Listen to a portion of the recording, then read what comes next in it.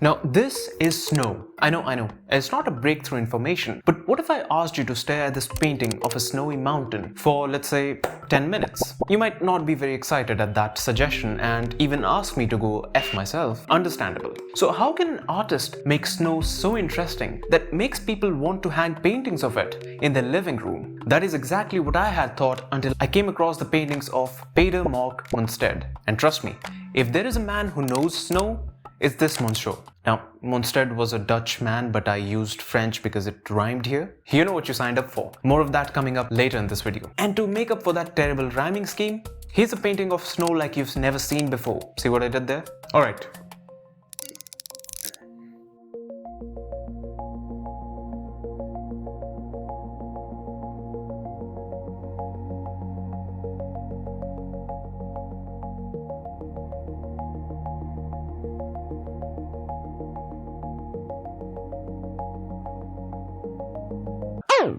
Okay, so I need to interject here because Peder Monsted was a naturalist painter. That means that he wanted to show the beauty of nature through his artworks. I think we all assumed at first that naturalist here meant that it was in his nature to paint, right? I'm not the only one, right? Now, here's a painting of snow that I made, and when you put them side by side, it is really difficult to tell the difference. Yeah, the one on the right is a tad bit more realistic and beautiful, and that's because Monsted was a trained painter, and this guy right here has natural talent. But that's not all the differences between me and him, because unlike me, Monsted was very rich. He was born to Otto Christian Mønsted, a very wealthy photographer and a shipbuilder. Now, we are talking about 1800s here. This was a time when people did not just have cameras to call themselves photographers and sound cool. Cameras were quite expensive back then.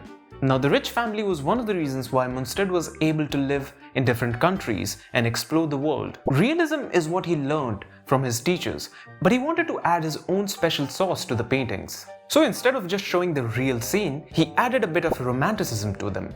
In fact, his paintings were so realistic and beautiful that critics started to criticize it for being too beautiful. I'll talk about that in the later part of the video, but to understand why the critics were so upset at the beauty of these paintings, we first need to look at them. For example, take a look at this painting called Sleigh Ride on a Sunny Winter Day. Winter adds the snow and sun adds the light rays, both elements that Mønsted had mastered. Let's zoom in on the snow here and see the details that the artist added. Heaps of snow here with a mix of brown rocks, and then we move a little towards the front. And what's that? Oh, that's where people have walked to get inside the area. The devil is in the details. The realistic lighting of the scene also makes this painting so beautiful. The golden sunlight that sweeps over the snow, the shadows of the slender trees. Notice how when you just look at the snow, everything seems normal, but the moment you zoom out, the contrast of different colors and the sunlight gives the scene a glistening effect.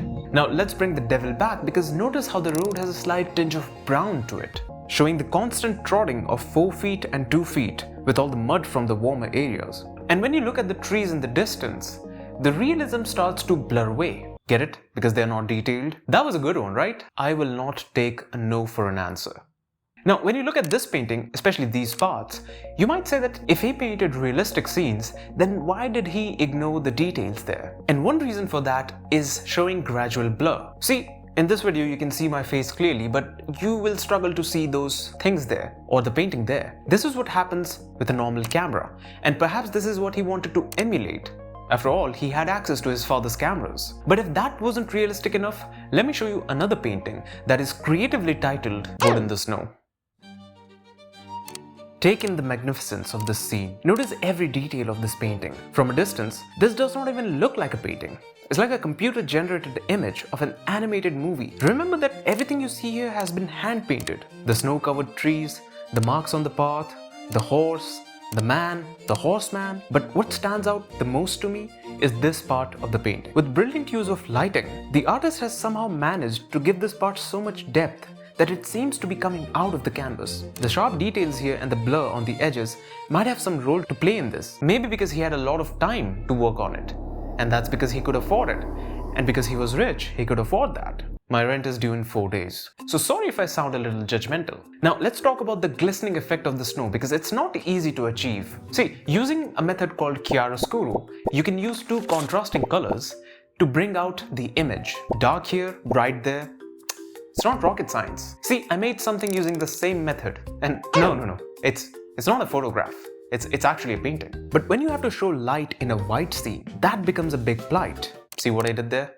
But in this painting, you can see how the artist has managed to do just that. Even a seasoned painter like me could not pull this off. Notice how the sunlight comes in from the right and creates different shades of colors on the snow. The addition of cyan and red creates a contrast to show the glistening melting of snow. The shadows of the trees do the rest of the job. There's a beauty in this scene that is really hard to describe. Even though things are cold, you can feel the warm sun on your skin. Here's another painting of the same location with the same effect. You know what? I'm feeling a little generous, so here's another one.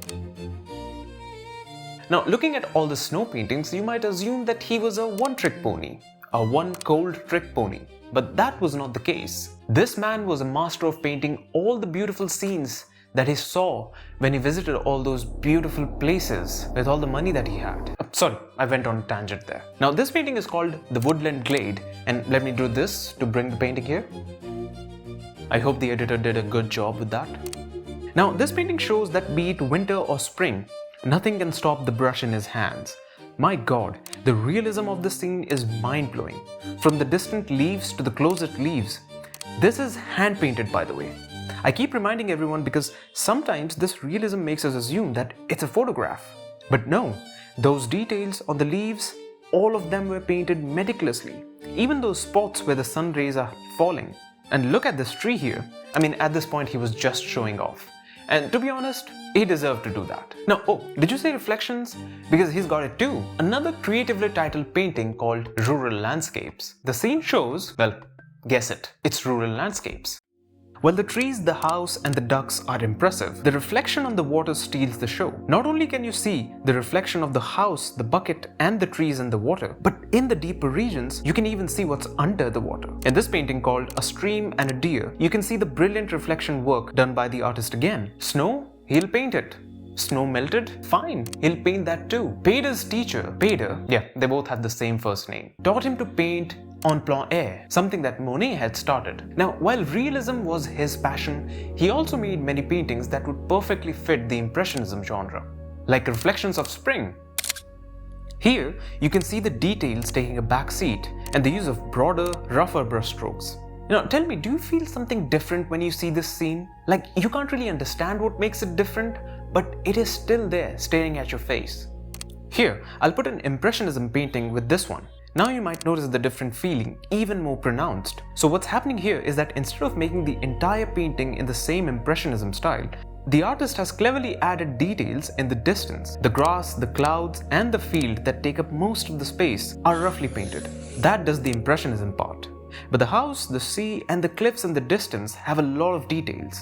Notice how he flipped the trick he used in this painting, where the closer subject was more detailed. Now, in the painting of Forest Stream, Mønsted was back to showing his detailed painting skills. I mean, just look at the rocks and pebbles. He didn't have to go this hard on it, but he did. Another interesting thing worth noting is how he uses these white lines to show the disruption in the flow of water. And it also shows the glistening, shining effect that he mastered. One could say that when it came to finding details, this man left no stones unturned. Please laugh. Now, one day, someone said, "Hey Peter, you just paint natural scenes with trees and mountains, but can you do the same with interiors?" And he took that seriously. Now, don't Google that because it isn't fact-checked, I made that up. But the painting Ravello shows he could realistically paint indoor, man-made places. Now, he could have shown a newly built house, but where's the challenge in that?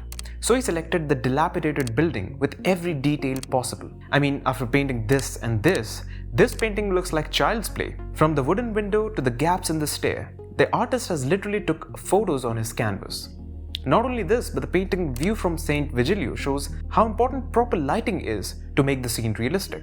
The details, the shadow, the highlights, they all work perfectly together to get this beautiful realistic scene. But a natural scene also has animals. So what about them?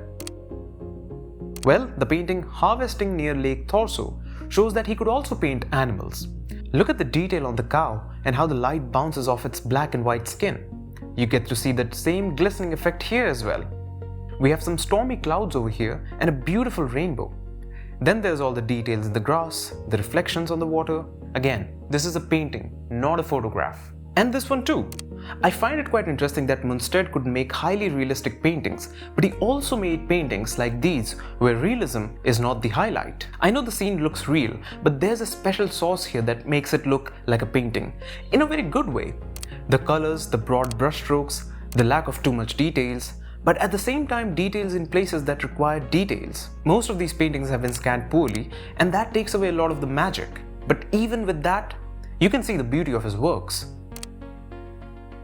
Now, many critics, mostly George Brandes, I'm sorry if I pronounce his name wrong, stated that paintings should not be just about the beauty or the realism of the scene, which is true to some degree. They argued that paintings should show the hardworking lives of poor people and the struggles they face. And using this, they criticized the paintings of Mønsted and called it just pretty or beautiful, but with no social commentary or nuances. That seems a little unfair because there were artists like Michael Anker who were doing just that. So Mønsted just chose to show the beauty of the world, but critics called his painting just good enough for a postcard and not worthy of hanging in an art gallery. Which seems kind of unfair because when you look at this painting right here and every detail that has gone into it, it kind of undercuts all the effort that went into painting this. Part of the reason why critics were so pissed off at Mønsted was because he was commercially very successful. I mean, who wouldn't want to hang this painting in their living room? But you know what?